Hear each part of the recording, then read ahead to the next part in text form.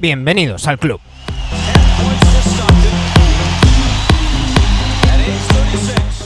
Ha sido una temporada larga, ha sido una temporada rara y ha sido una temporada que todavía no terminamos.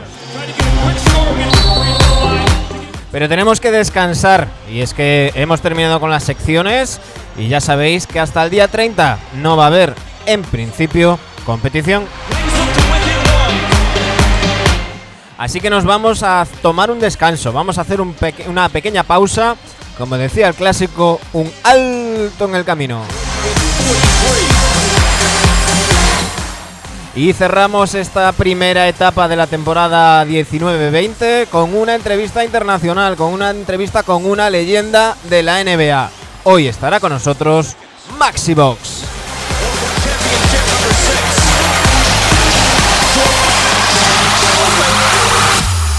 Aquí comienza el capítulo 255 de NBAdictos.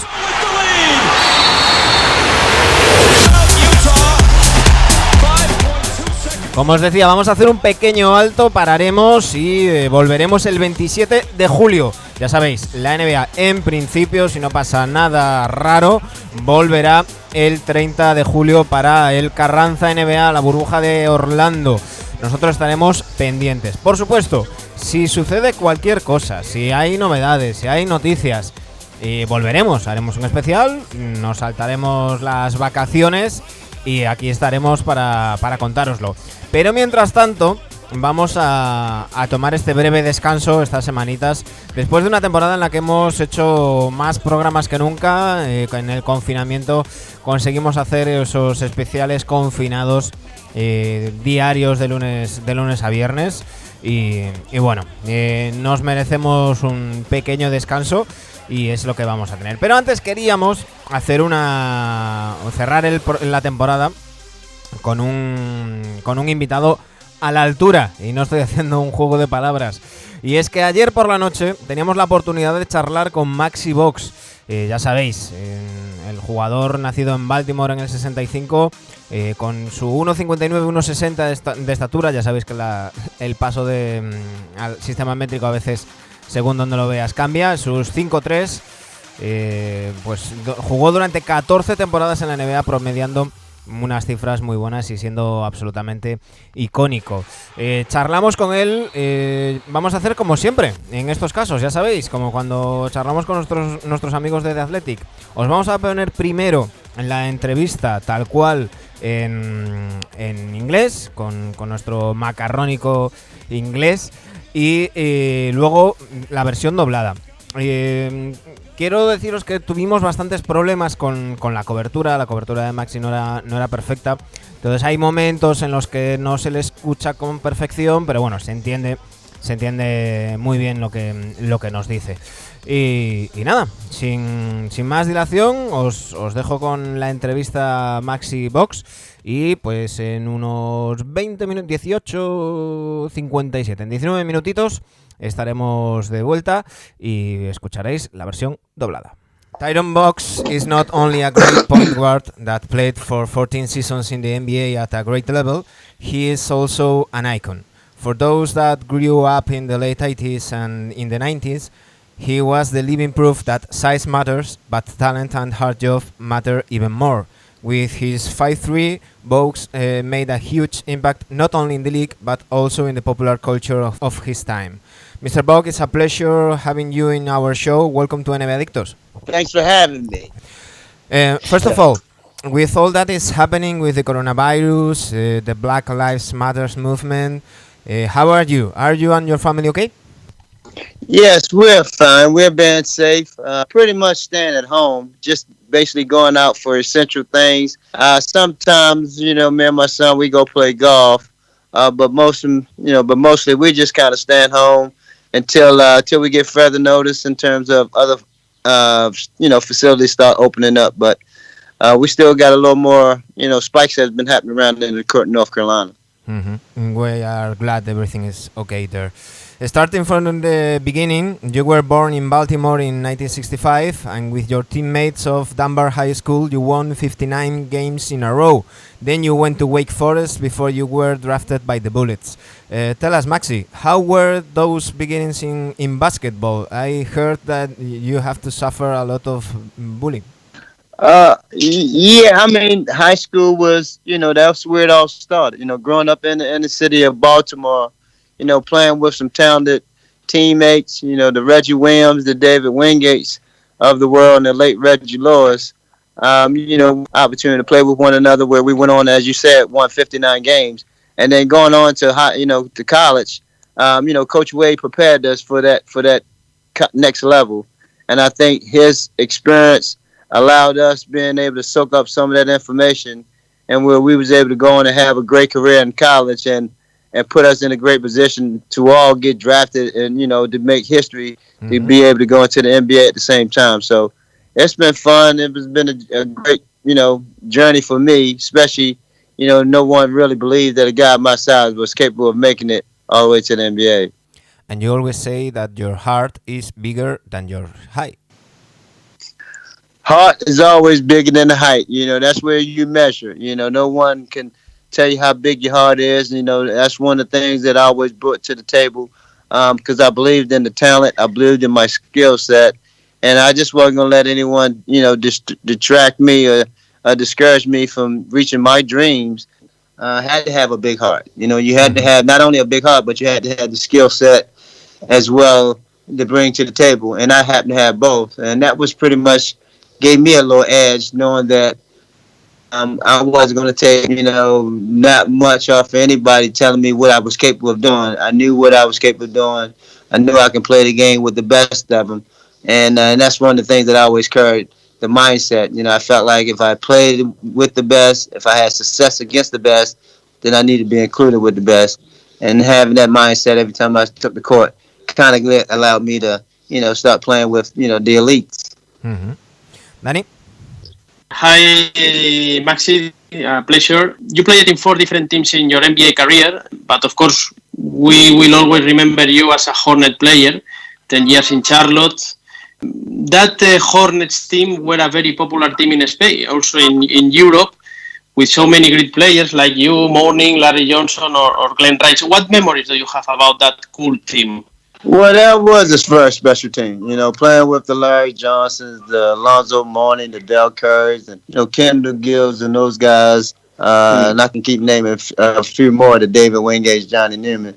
But it was a fun time, especially with Larry and Alonzo, because when they came, they was very young. Charlotte was a young franchise, and they kind of put us on that national stage. And we was able to, again, with Larry, with Alonzo first year, we was able to go to the playoff. We was fortunate enough to beat Boston that first year and upset them. And for the franchise history, for the first time in the franchise history, for them making the playoff. It was huge for the city of Charlotte as well as for the franchise. So there's a lot of great memories back there. Zoe hitting the big shot to win that series, really stood out a lot for the franchise. I don't know if you are a little bit angry with the franchise because you are the leader in minutes played, in assists, in steals, in assists per 48 minutes. I can understand why you don't have the number 1 retired in the franchise. What should we do? If you want, we can call Michael. Yeah, but we got to start that campaign. Y'all start it up. Put a little fire under their butt up there. We have to start a campaign. Tomorrow we'll make a hashtag on Twitter. Yes. That's where we get it started. But it sounds strange, no, Maxi? Because I think you are a loved player in Charlotte at that time. Absolutely. That's one of the reasons why I still reside here. Dell and myself, and we're still part of the organization. It had a true impact on myself and my family. It was just, very special to us. I spent 9 years playing here, and Dell spent 10 years. And, it was such a great time. And like you said, it was a moment back then where the franchise was young and we was getting a lot of attention. and I'll never forget that and the way they treated me and my family. So that's one of the places that I always consider, well considered to reside, before, I decide to go elsewhere. We have to start that campaign with a hashtag in Twitter. We want that Yes. number one on the roof. We have another co-host in the show, Sergio Gimón. He is a former amateur basketball player. So whenever we talk with a basketball player, he usually asks different questions, and he wants to know which basketball weapons did you use against your rivals in order to balance sizes. What type of weapons did I use? Yeah. Well, only weapons you mainly had was understanding their strengths and Yeah. weaknesses. That was the weapons that I used. Gotta have you gotta understand where their strengths and their weaknesses lie. Mm-hmm. And for me, a guy like me, I knew a lot of guys didn't like you up in their face. That's one reason why I played 94 feet. You want to kind of make them work because as a point guard, their main job is to get the ball across half court and get their team into the offense as quickly as possible. So if you can disrupt that much as you possibly can, that give you a lot more time to continue to be out there on the floor. And then for me, I just made it a lot of havoc for those guys and made it difficult for them to operate. So that became my strength. Mm-hmm. I suppose, Maxi, that you have seen a documentary called The Last Dance. Eh? Yes. All the world have seen it. When you appear in one of the chapters, I would like to ask you about the 90s era. How difficult was playing in the Eastern Conference at that time? And of course, playing against Michael Jordan. Well, that's what we had to go through. You had to go through the Chicago Bulls in order to get to that championship. And, Mike made it tough for not only just the Charlotte Hornets, he made it tough for quite a few people in the Eastern Conference. And that's just how it was. But, we had our chances. We had our shot. And we had our moments. But that's how it was. The Eastern Conference was very difficult back then. Not only we had the Michael Jordan, we had the Patrick Ewing. Yeah, absolutely. Knicks and Indiana Pacers up there with Reggie Miller and Smits and those guys. And then you go to Cleveland, you had Mark Price and Brad Daugherty. So you had a lot of teams that was out there still relevant that was trying to chase that championship. But Michael, he came out on top quite a few times. Mm-hmm. So different the Eastern Conference than now, eh? Yeah. It's totally different. Well, it's totally different now. The Western Conference pretty much have a lot of the elite guys out there now. Mm-hmm. You played against the 2 3-peat teams of the Bulls. Which one was for you the best? The early 90s or the late 90s? Well, I think, they both were difficult. They both were difficult because you had still Michael Jordan on both teams. Of course, the only thing different was Horace Grant on the first 3 championships, and then Dennis Rodman on the last 3. And that was a team that was more talented, I believe. Winning 72 games, that was an accolade within itself that you can't kind of duplicate. Besides the Golden State Warriors, doing it as well. But that was the type of teams that we faced. And now, to answer basically the question, I think the second team was the better. Mm-hmm. We all know you for your years in Charlotte, but after that you also played in the Warriors, and you ended your career playing for the Raptors. Before you mentioned that you were in the first Charlotte Hornets team that made the playoffs, you were also in the first Raptors teams that made the playoff. Today we knew that Vince Carter is officially retiring.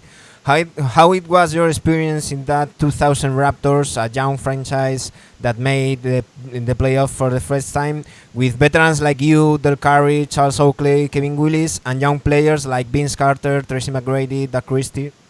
Yeah, that was a very fun time for us. That was a down time, pretty much the down spur of my career, as well as some of the other guys. And with the veteran guys, as you just alluded to, the Oakleys and the Antonio Davis, Kevin Willis, and the Del Curry, Del Christie, and the mixture with Vince Carter and the Tracy McGrady's and the Alvin Williams and D Brown. It was a special time. I mean, that was the first time the Raptors made the playoff.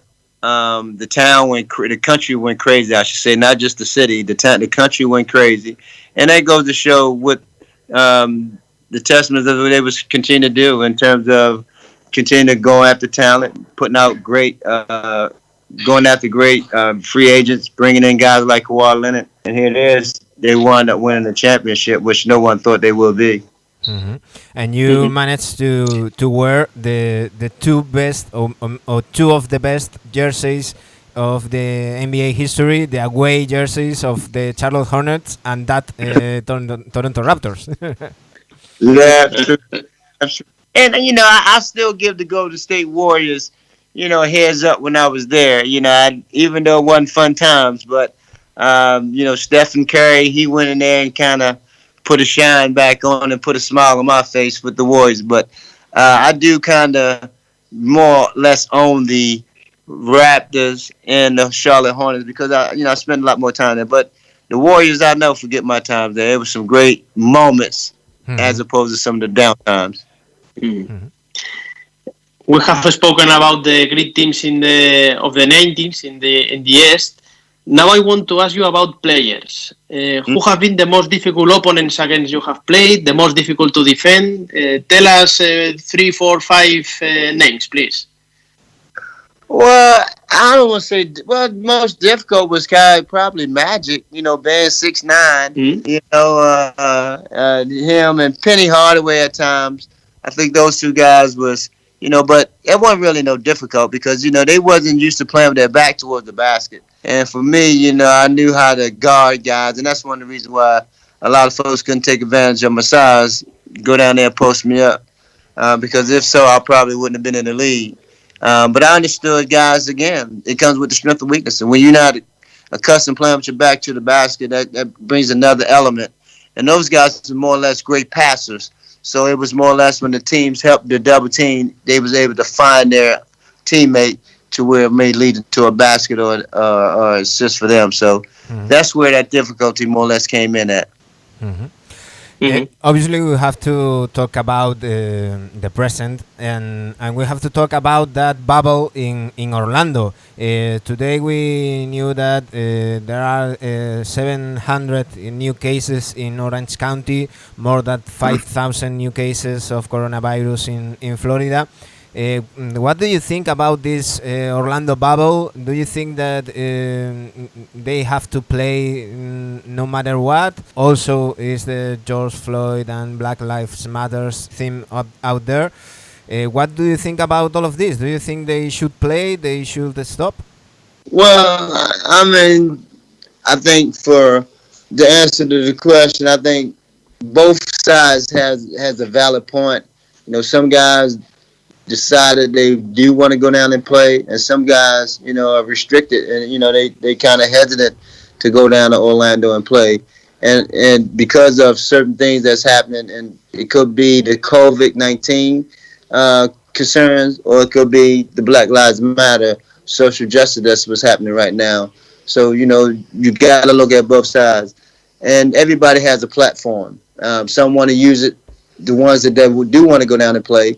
They want to use it to where they feel like they can continue to speak on the behalf of Black Lives Matter, the things that's happening. They could continue to take income and get financial support where they can take possibly some of that money to some of the causes that's going on. So they feel like they can do a little more and continue to put a light and shine on the social justice that's happening in across not only just in the United States but globally. The injustice that's what's taking place. So I look at both sides of it, and I respect both sides of it. And I don't want to just say one side is wrong or one side is right, but I do see both sides, and I do stand with those type of principles.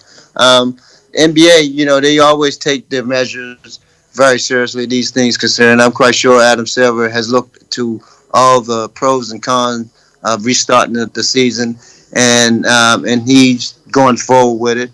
And I think he's always been a leader. He's always been one that's out there, kind kind of setting the trends for many professional sports. I think that's we have right now. So I would never second guess his decision, and I'm looking forward to watching these guys play.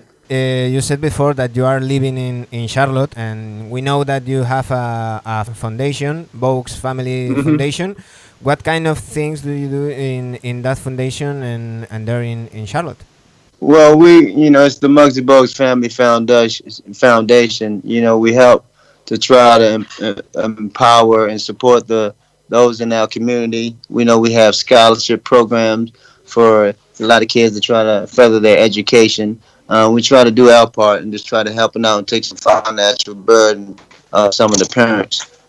We have always believe, we have different programs underneath the umbrella. We do fundraisers, golf events, all different types of things to try to continue to raise funds to make sure that we offer these scholarships, every year annually. We started off with two $5,000 scholarships. We was able to move up to four $2,500 scholarships this year, and hopefully the goal we're trying to get to 100 scholarships, in within a year. So that's our goal. We're trying to again take a lot of the financial burden off some of these parents because we know how difficult it is and lack of resources that they have. And we can follow everything you do in Twitter in @BoguesFamFDNN and in boxfoundation.org. We managed to do all the interview without asking you about Minuto ball and that epic photo, and without asking you about the blog to Patrick Ewing. I see that. And got through without asking about Space Jam. Yeah. Maybe the first interview in your career. Awesome. I have to tell you that we have interviewed the tallest one, George Moresan, and now you. So we are extremely programmed. Oh, you got both perspectives of it. You guys went on both spectrums. Thank you very much. So side of it. It's awesome, guys. I appreciate you guys. It was great talking with you all too. You are. Thank you very much. Dani, both Dani and me, we are from 1980, so we are in our 40s, and you were such an icon for us when we grew up. It's very special interviewing you. Thank you very much. You were very nice, and thank you for all. Oh, it was a pleasure, and I enjoyed my time when we were down there when we won a gold medal in Spain too. Thank you very much, Maxi. Goodbye. Okay, guys. Bye. Take care. Bye bye. Ahí teníais la entrevista en versión original con Muggsy Bogues, donde, como os comentaba, hay momentos que la cobertura se nos va un poquito, pero bueno, yo creo que se entiende de sobra. Así que una vez hemos escuchado la entrevista original en inglés, vamos con la entrevista doblada. Tyron Bogues no es solo un gran base que jugó 14 temporadas en la NBA a un gran nivel. También es un icono. Para aquellos que crecimos en los finales de los 80 y los 90 era la prueba viviente de que el tamaño importa, pero el talento y el trabajo duro importan aún más. Con su 1,60, Bogues tuvo un gran impacto no solo en la liga, sino en la cultura popular de su época. Señor Bogues, es un placer tenerle en nuestro programa. Bienvenido a NBAdictos. Mr. Bogues, it's a pleasure having you in our show. Welcome to NBAdictos. Thanks for having me. Gracias por invitarme. First of all, antes de nada, con todo lo que está pasando con el coronavirus, el movimiento Black Lives Matter, ¿cómo estás? ¿Estáis bien, tú y tu familia? Yes, we're fine. We're being safe. Pretty much. Sí, estamos bien. Hemos estado a salvo. Básicamente nos hemos quedado en casa, saliendo solo para cosas esenciales, y alguna vez mi hijo y yo hemos ido a jugar al golf, pero la mayor parte del tiempo nos hemos quedado en casa, hasta que no tuvimos noticias de que se iban abriendo más sitios. Estamos mejor que en Manhattan, aquí en North Carolina. We still got a little more, spikes that have been happening around in North Carolina. Nos alegramos de que todo vaya bien por ahí. Empezando por el principio, naciste en Baltimore en 1965 y con tus compañeros del Instituto Dunbar ganasteis 59 partidos seguidos. Luego fuiste a Wake Forest antes de que draftearan los Bullets. Cuéntanos, Maxi, ¿cómo fueron esos inicios en el baloncesto? He oído que tuviste que sufrir mucho bullying. In basketball, I heard that you have to suffer a lot of bullying.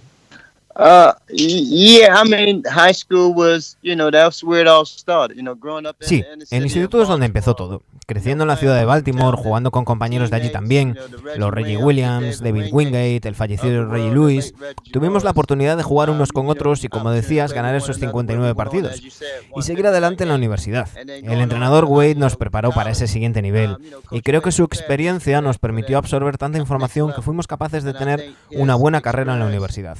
Nos preparó de tal manera que fuimos capaces de ser drafteados y hacer historia llegando todos a la NBA al mismo tiempo. And put us in a great position to all get drafted and, to make history, to be able to go into the NBA at the same time. So, fue divertido, fue un gran camino, especialmente para mí, porque nadie creía que un tío de mi tamaño sería capaz de lograrlo y llegar a la NBA. Y siempre dices que tu corazón es más grande que tu altura.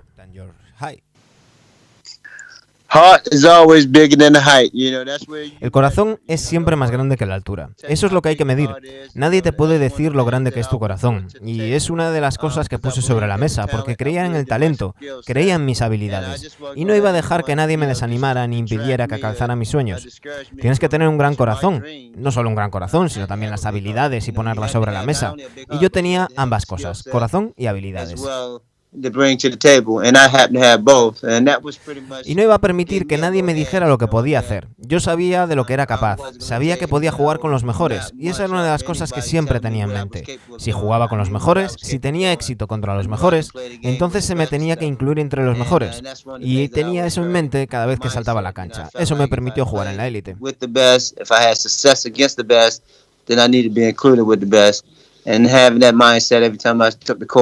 Kind of allowed me to, start playing with, the elites. Dani. Hola Maxi, es un placer. Jugaste en 4 equipos distintos en tu carrera en NBA, pero por supuesto siempre te recordaremos como jugador de los Hornets, 10 años en Charlotte. Ese equipo de los Hornets fue muy popular en España, también en Europa con jugadores como tú, Morning, Larry Johnson, Glenn Rice. ¿Qué recuerdos tienes de ese equipo?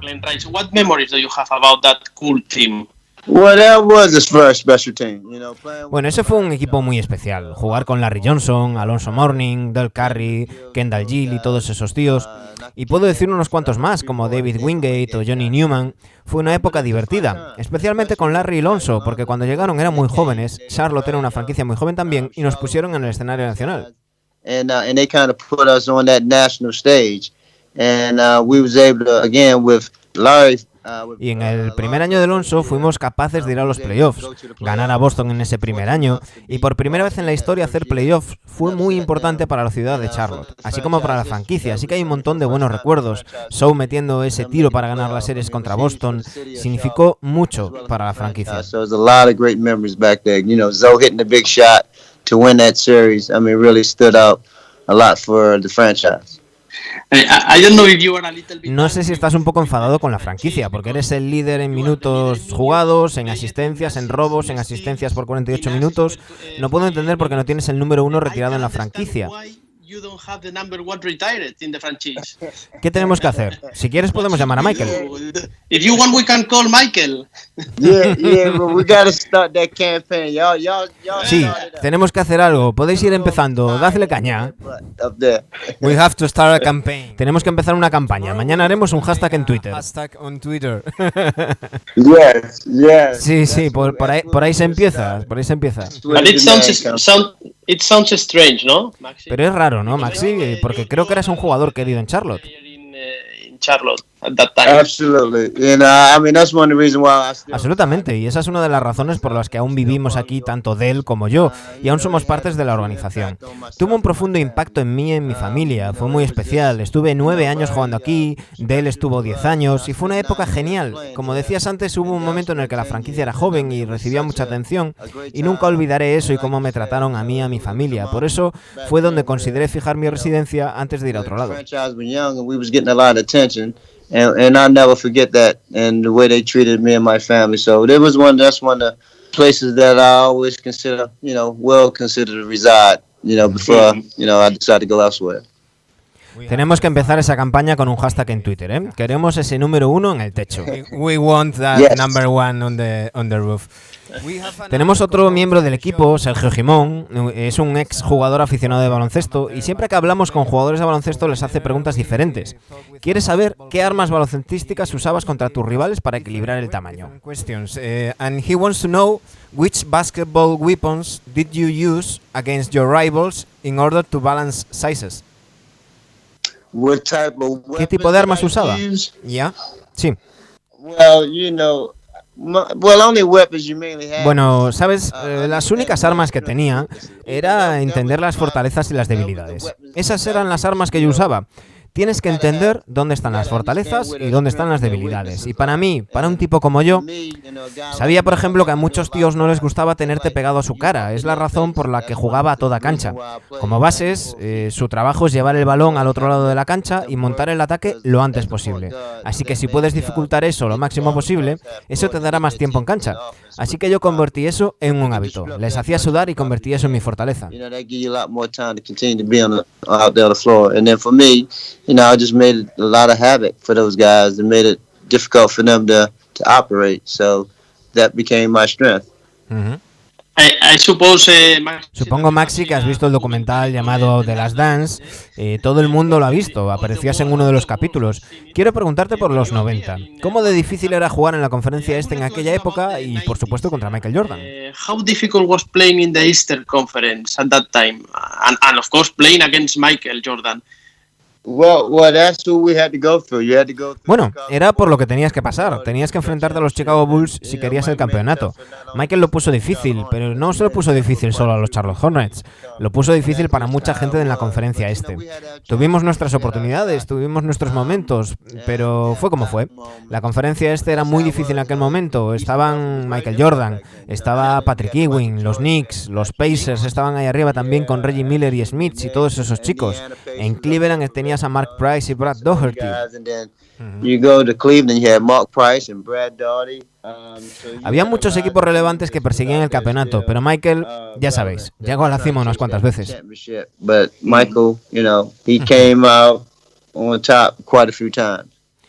Qué diferente la conferencia este respecto a ahora, ¿eh? Sí, es muy diferente. La conferencia oeste es la que acumula los mejores jugadores ahora. Jugaste contra los dos equipos tricampeones de los Bulls. ¿Cuál fue para ti el mejor? ¿El de principios de los 90 o el de finales de los 90?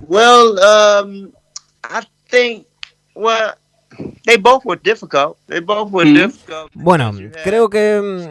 A ver, ambos eran difíciles, porque tenías a Michael Jordan en ambos. La diferencia era que en uno tenías a Horace Grant en los primeros 3 campeonatos y en el otro a Dennis Rodman en los 3 últimos. Y ese equipo yo creo que tenía más talento. Ganaron los 72 partidos, algo que no se puede repetir, dejando a los Golden State Warriors a un lado. Y esos eran el tipo de equipos a los que nos enfrentábamos. Y respondiendo a tu pregunta, creo que el segundo equipo era mejor.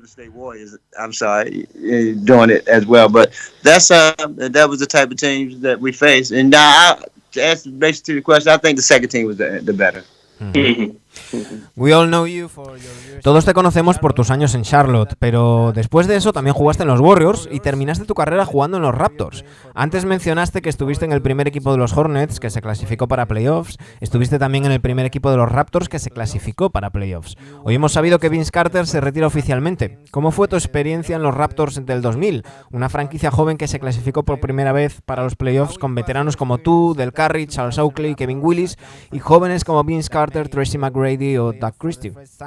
With veterans like you, Del Curry, Charles Oakley, Kevin Willis, and young players like Vince Carter, Tracy McGrady, Doug Christie. Yeah, that was a very fun time for us. That was a down time, pretty much the down.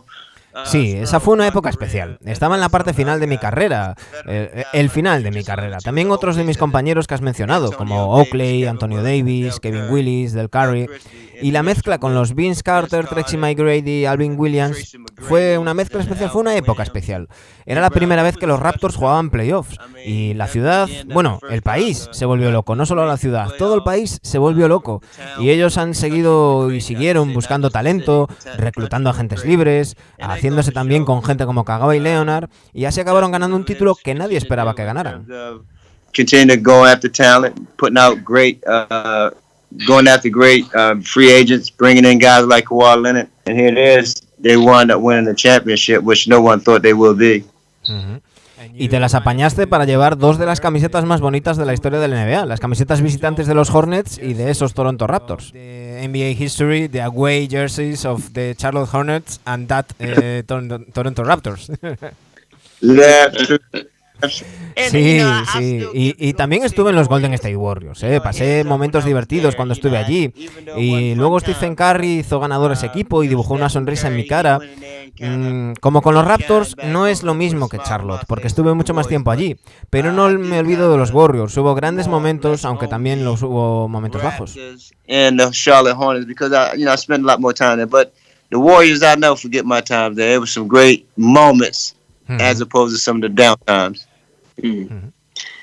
Hemos hablado de los grandes equipos de los 90 del Este, pero ahora te quiero preguntar sobre jugadores. ¿Quiénes han sido los rivales más difíciles a los que te enfrentaste? Los más difíciles de defender. Dinos 3, 4 o 5 nombres, por favor. Tell us 3, 4, 5 names, please. Well, I don't want to say. Well, most difficult was probably Magic. Being 6'9". Bueno, el más difícil probablemente fuera Magic. Medía 2'06". Él y Penny Hardaway a veces. Creo que esos dos tíos, pero tampoco es que fuera difícil, porque estos tíos no estaban acostumbrados a jugar de espaldas a canasta, y yo sabía cómo defenderlos. Por eso no sacaban ventaja sobre mí posteándome, porque si así fuera, posiblemente yo no hubiera podido jugar en la NBA. Pero honestamente, es volver de nuevo a lo de las fortalezas y las debilidades. Cuando haces jugar a tu rival de espaldas a la canasta, aparece un nuevo elemento. Estos jugadores suelen ser grandes pasadores, así que cuando los equipos les hacen dobles defensas, suelen encontrar al compañero libre para que anote o asista, y ahí es cuando llega la dificultad. Teammate to where it may lead to a basket or assist for them. So that's where that difficulty more or less came in at. Obviamente tenemos que hablar del presente y de esa burbuja en Orlando. Hoy supimos que ha habido 700 nuevos casos en Orange County, más de 5.000 nuevos casos en Florida.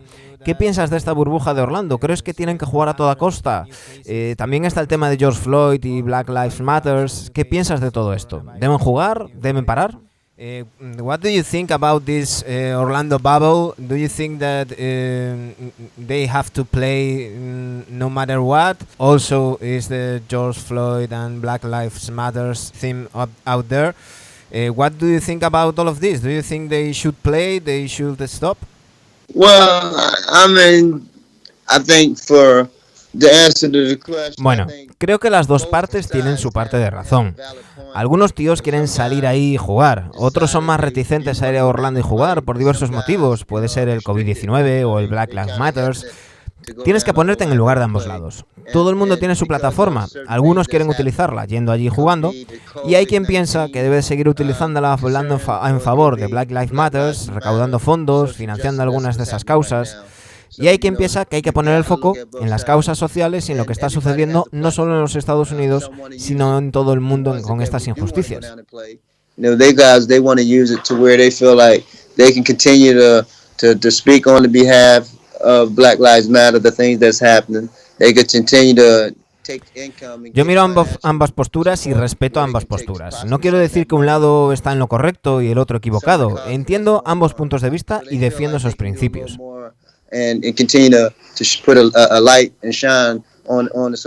La NBA siempre toma sus medidas. Estoy seguro de que Adam Silver ha sopesado los pros y los contras de reanudar la temporada y ha decidido tirar para adelante. Siempre ha sido un líder, siempre ha estado ahí para nosotros, así que no voy a dudar de su decisión y estoy esperando ver a esos tíos jugar.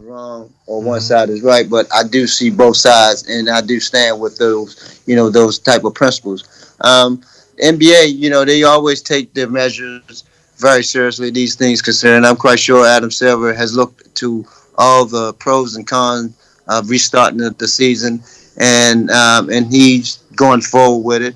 And I think he's always been a leader. He's always been one that's out there, kind of setting the trends for many professional sports. I think that's we have right now. So I would never second guess his decision, and I'm looking forward to watching these guys play. Dijiste antes que vives en Charlotte. Sabemos que tienes una fundación, la Bogues Family Foundation. ¿Qué tipo de cosas hacéis en la fundación y en Charlotte? What kind of things do you do in that foundation and there in Charlotte?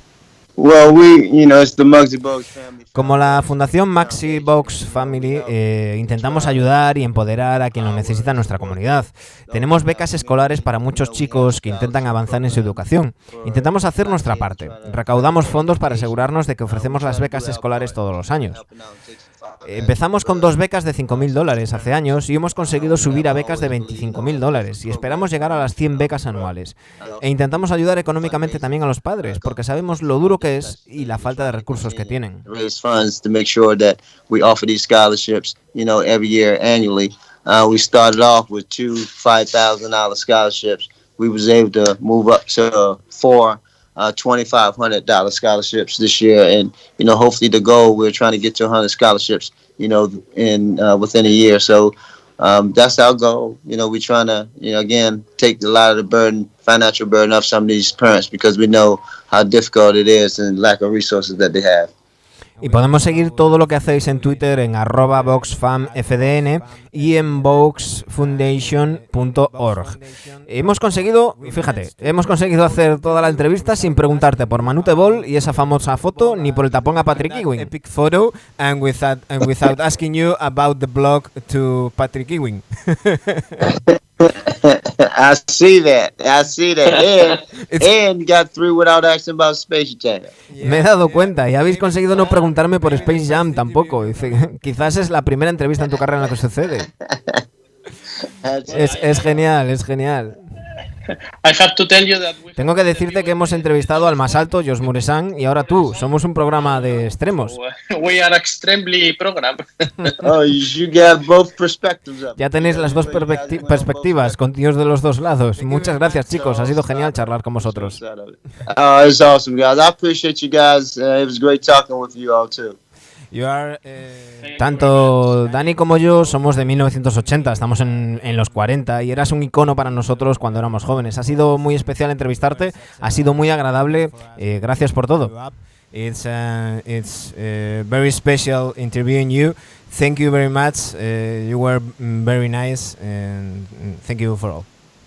Oh, it was a pleasure. Ha sido un placer, espero visitar España y pasar un rato con vosotros. Thank you very much, Maxi. Muchas gracias, Maxi. Okay, guys. Take care. Bye-bye. Ahí teníais la entrevista con Muggsy Bogues. Esperamos que os haya gustado. Bueno, os pido perdón en mi nombre, porque al fin y al cabo soy yo el que hace las traducciones. Ya sabéis que yo no soy ni traductor ni filólogo.